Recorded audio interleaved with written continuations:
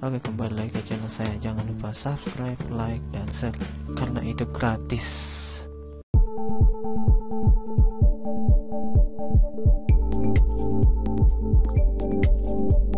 Pada tanggal 4 September 2020, virus corona atau COVID-19 adalah virus yang membuat Indonesia khawatir. Karena apa? Karena telah membuat orang yang sakit sebanyak 180.646 orang dan yang meninggal sebanyak 7.616 orang. Oleh karena itu, kita harus melakukan pencegahan. Apa aja pencegahannya? Mari kita lihat. Yang pertama, cuci tangan Anda secara rutin menggunakan sabun dan air atau menggunakan cairan pembersih berbasis alkohol. Yang kedua, selalu jaga jarak aman dengan orang yang bersin atau yang batuk. Yang ketiga, jangan sentuh mata, hidung, maupun mulut. Yang keempat, jangan keluar rumah jika tidak enak badan. Yang kelima, jika demam atau batuk atau kesulitan bernafas, segera cari bantuan medis. Lindungi diri Anda dan orang lain di sekitar Anda. Terima kasih.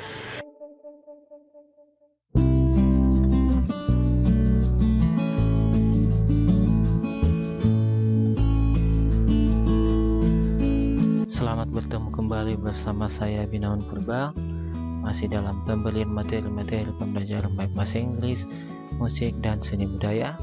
Pada saat ini kita akan membahas yaitu tentang seni rupa, menggambar flora, fauna, dan alam benda.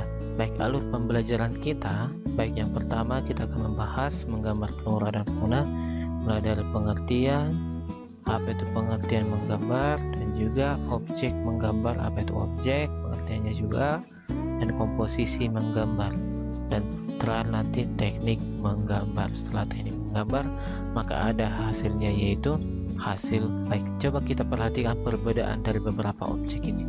Apa perbedaan kedua gambar fauna di samping? Bisa diamati dulu ya, nanti dijawab. Apa perbedaan kedua gambar flora di samping? Dan yang ketiga, apa perbedaan kedua gambar alam benda di samping? Baik, mungkin kalian sudah bisa melihat perbedaannya. Sekarang kita masuk ke pengertian. Gambar merupakan bahasa yang universal dan dikenal jauh sebelum manusia mengenal tulisan atau mengenal huruf-huruf ya. Pada zaman purba, gambar sering dihubungkan dengan aktivitas manusia dan roh yang dianggap memberi keberkahan dan perlindungan. Jadi jauh sebelum manusia mengenal huruf, maka mereka membuat atau berkomunikasi dengan menggunakan gambar. Menggambar tidak hanya melibatkan aktivitas fisik semata, tetapi juga mental. Aktivitas fisik berhubungan dengan keterampilan menggunakan peralatan gambar, sedangkan mental berhubungan dengan rasa, karsa, dan daya cipta. Makanya menggambar itu tidak semua orang bisa, harus ada kesiapan mental dan juga keterampilan di dalam menggunakan alat-alat untuk menggambar. Nah, maksudnya di sini mental ini mempunyai rasa yang akan dituangkan di dalam lukisannya dan juga daya cipta. Artinya dia bisa menimbulkan seni-seni baru di dalam lukisannya. Selanjutnya, apa itu objek? Menggambar tidak hanya mengandalkan imajinasi atau hanya membayangkan, tetapi juga objek. Objek adalah benda yang akan dituangkan dalam gambar. Perhatikan jenis-jenis objek, ada flora, fauna, alam benda. Flora itu adalah berbentuk tumbuh-tumbuhan, fauna adalah hewan, dan alam benda adalah benda-benda yang ada di sekitar kita ya, selain makhluk hidup. Baik, sekarang kita bahas tentang komposisi. Komposisi dalam menggambar adalah kesesuaian objek yang akan digambar. Komposisi dibagi dua, yaitu komposisi simetris dan komposisi asimetris. Komposisi simetris artinya komposisi simetris adalah objek di bagian kanan bidang gambar sama dengan di bagian kiri bidang gambar. Perhatikan, ini gambarnya dan ini bidangnya. Ini bidangnya. Baik, yang di bagian sini dan sini sama. Ya, artinya yang kita lihat adalah komposisinya itu di sini kiri dan kanannya, bukan bendanya, tetapi posisinya, posisi objek dalam bidang gambar. Oke, baik, itulah pengertian komposisi simetris. Sekarang komposisi asimetris adalah objek di bagian kanan bidang gambar tidak sama dengan di bagian kiri bidang gambar. Kita perhatikan ini. Nah, ini dengan ini berbeda ya. Itulah pengertian daripada asimetris. Sini lebih lebar, di sini bahkan nyaris tidak ada spasinya karena sempit ya. Baik, kita masuk ke teknik menggambar. Teknik dasar menggambar bisa dilakukan dengan membuat sketsa agar gambar memiliki komposisi, proporsi, dan keseimbangan yang baik. Nah, komposisi ini kita sudah bahas tadi. Komposisi dan proporsi artinya keseimbangan antara gambar dengan warnanya ya, dan keseimbangan antara warna dan juga objeknya. Tahapan yang harus dilakukan dalam menggambar: yang pertama, mengetahui bentuk dasar dari objek gambar. Kita harus ketahui objeknya apa yang akan kita gambar.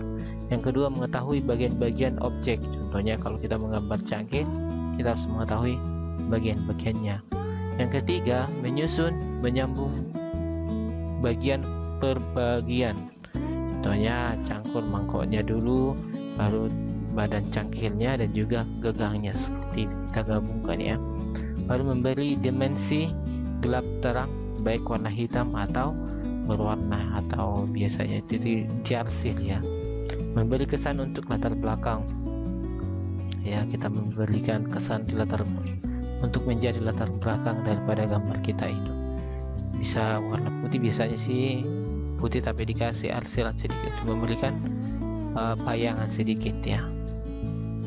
Baik, teknik menggambar flora. Yang pertama, gambarlah bentuk lingkaran untuk pola bunga, ini lingkarannya.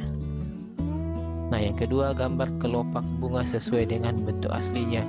Jadi harus ada objeknya ya. Gambar di sini jangan keluar dari lingkaran itu.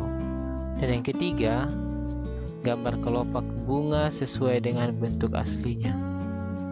Nah, sekarang kita sudah bisa memberi warna. Baik, bagaimana teknik menggambar? Yang ini agak lebih sulit ya. Teknik menggambar bunga dengan lengkap tangkainya. Sama juga, buat dulu polanya seperti ini. Ini gampang ya buatnya seperti ini. Nah, yang kedua, gambarlah kelopak dengan cermat sesuai dengan arah melingkar bunga. Lihat bunganya. Ini sudah sedikit lebih rumit. Tentukan titik pusat bunga dan tempat batang bertemu dengan kelopak. Ini akan membantu menemukan posisi pusat bunga. Lihat ini. Lihat ini ya. Baik, yang terakhir, berilah arsiran atau warna agar lipatan dan tekstur gambar lebih berkesan hidup. Ini arsiran bisa jadi di sini kita bisa memberikan seakan-akan gambar itu real ya, atau nyata, dengan memberikan warna atau arsiran. Jadi gambar itu sebenarnya adalah bentuk warna yang atau kumpulan warna yang berbentuk ya. Jadi seperti ini, kita berikan warna merah, agak kecoklatan, baru hijau, supaya gambar itu terlihat seperti hidup atau lebih berkesan hidup atau real ya. Baik, sampai di sini pembahasan kita tentang menggambar flora, fauna, dan juga alam benda. Pertemuan berikutnya kita akan bahas teknik menggambar fauna dan alam benda. Sekarang dipraktekkan ya. Mudah-mudahan kalian bisa. Semoga berhasil, dan jangan lupa like dan subscribe. Terima kasih.